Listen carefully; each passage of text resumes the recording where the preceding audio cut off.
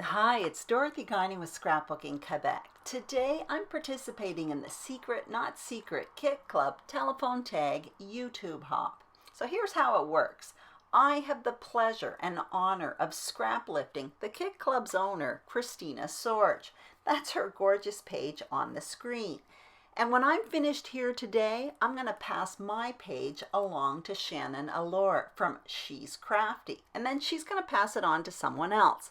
So if you want to see how this page evolves when passed on from one scrapbooker to a next, check out the links below. I'll put everyone's links below, and this hop is going to go over a 10-day period. Here's what I'm going to be using. I have paper from Stampin' Up. I have a 6x6 paper pad from Photoplay Paper, and I really had to dig deep into tools to find things to create embellishments because I didn't have any to go with this collection. So I'm going to show you what I did already in advance. I prepared a frame style foundation with 2 sheets of paper, and I gutted one of them. And with that brown paper I gutted, I matted 2 photos. So here's the paper. Like I said, that 12 by 12 one does come from a new collection from Stampin' Up. It's called In Good Taste. And the other paper, I selected 3 of them from this Photoplay Paper 6x6 paper pad from Camp Happy Bear, but I needed 12-inch strips. So what I did was I took the papers, cut them in half, and I adhered them together, and it works really well. It is something I do quite frequently, especially those stripes and wood grain. You can't even tell. The other one you can tell a bit, but it is going to be covered up by all kinds of page parts. And obviously I had to dig deep for tools to create decoration. So really what I did was I created my own ephemera pack, and that's what I'm showing you right here. I'll add a few other things a bit later on, but this is something I do from time to time, and it's a great way to use your tools. So basically, if I don't have embellishments to go with a collection per se, I go through my tools and I look for anything that can support my theme. Well, this is going to be a fall page, so I found these dies. It's a retired set from Stampin' Up called Detailed Leaves Thinlits, and I cut myself out a whole bunch of leaves. Then I found these stamps as well as this punch. It's like a fox builder punch. And I stamped out the fox parts as well as that tree stump and that speech bubble, and then I punched it out. I also have another basket full of little tools, other punches and stuff, as well as other things that I thought may go with it. And you'll see that as I build my page. So the first thing I'm going to do is continue preparing my foundation page. Now you see Christina's page up in the left-hand corner.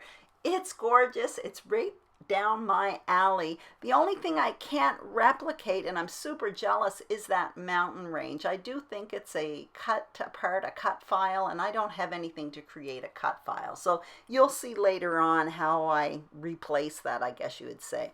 So as you can see, I cut myself 5 strips of paper, and the measurements I'm putting on the screen are for the visible page part. So mine are cut a little bit larger.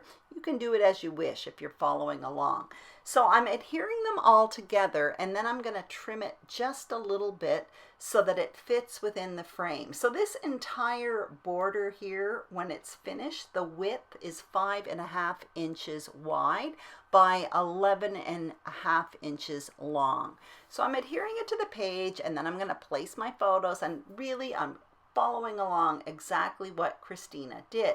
But my problem is those mountains. So what I'm going to do is replace those mountains with a big title. So the word beauty is from an old Thickers pack, and I don't know if you can see it, but there are like gold sparkles around this wood grain letter. And the other ones I cut out with my Big Shot in advance from a die set from Alt New called Tall Alpha, and that's all adhered to wax paper.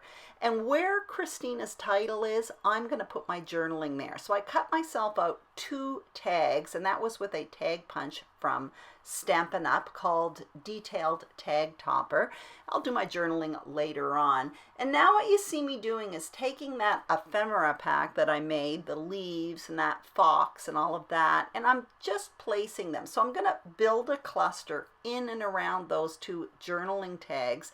And then I'm going to do another smaller one up by that title. So kind of what's evolving here is a diagonal page design, I guess. But again, I'm trying to fill in that spot at the top where Christina's mountains are.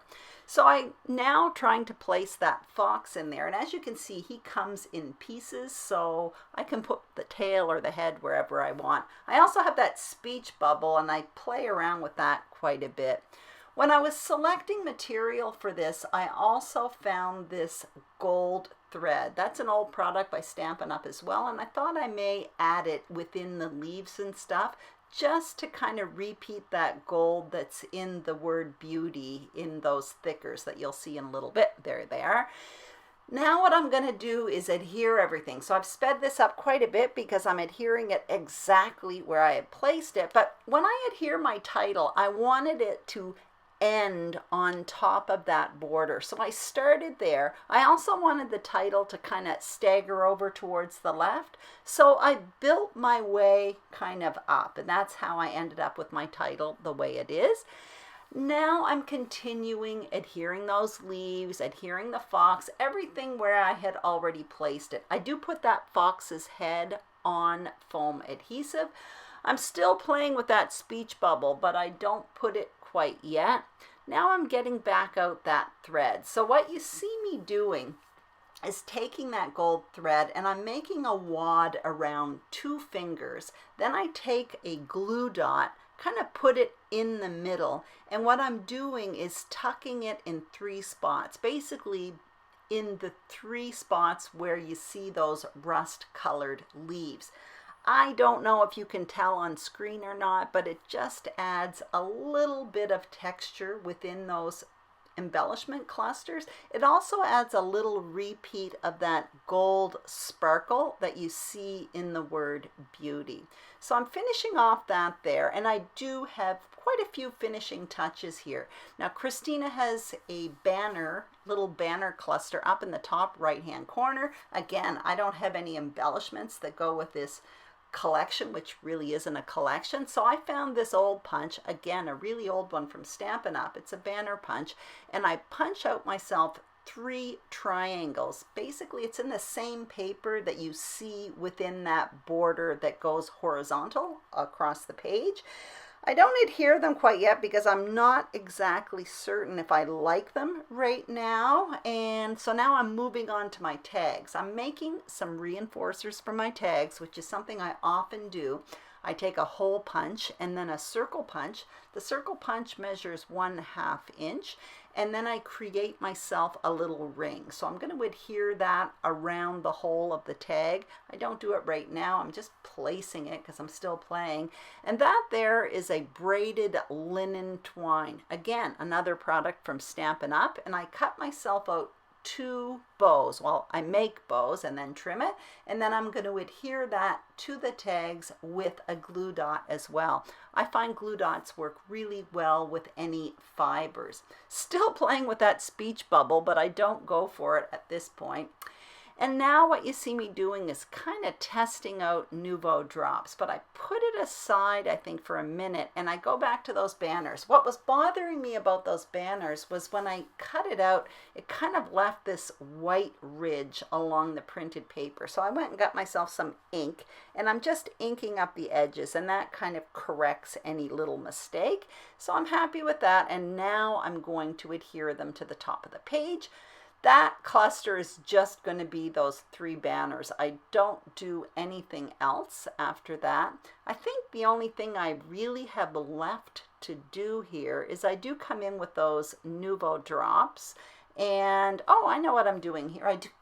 On Christina's page, she has like this tab above one of the photos, and I decide to make myself one as well. So I have an old label punch by Stampin' Up, so I did punch myself out that, and what I'll do is tuck most of it behind the photo, and it looks like a nice little file tab. And then I took an old Vicky Bouton stamp, and it says here and now. So I just stamped that, and that's what I'm going to put on the tab. So I'm putting that above the photo. And I'm really almost done here. It's at this point I do come in with the Nouveau drops, and I start putting them on the page. Honestly, if I knew how to remove Nouveau drops, I would. I'm not really happy with them on the page. I don't know why. I should have left my page as is. She has some beautiful sprinkles up above the mountain, which makes sense. But for whatever reason, I'm not liking my Nouveau drops. Anyway, that is my page. I hope you enjoyed this video. If you did, please give it a thumbs up. If you haven't subscribed to Scrapbooking Quebec, I would be absolutely thrilled and honored if you did. If you're already a subscriber, thank you very, very much. Also, be sure to check out all the other participants. Their links are listed below. I'm about halfway through the list, so there's probably about 5 people before me, and there's probably going to be about 4 or 5 people after me. Thank you so much for watching, and have a great day.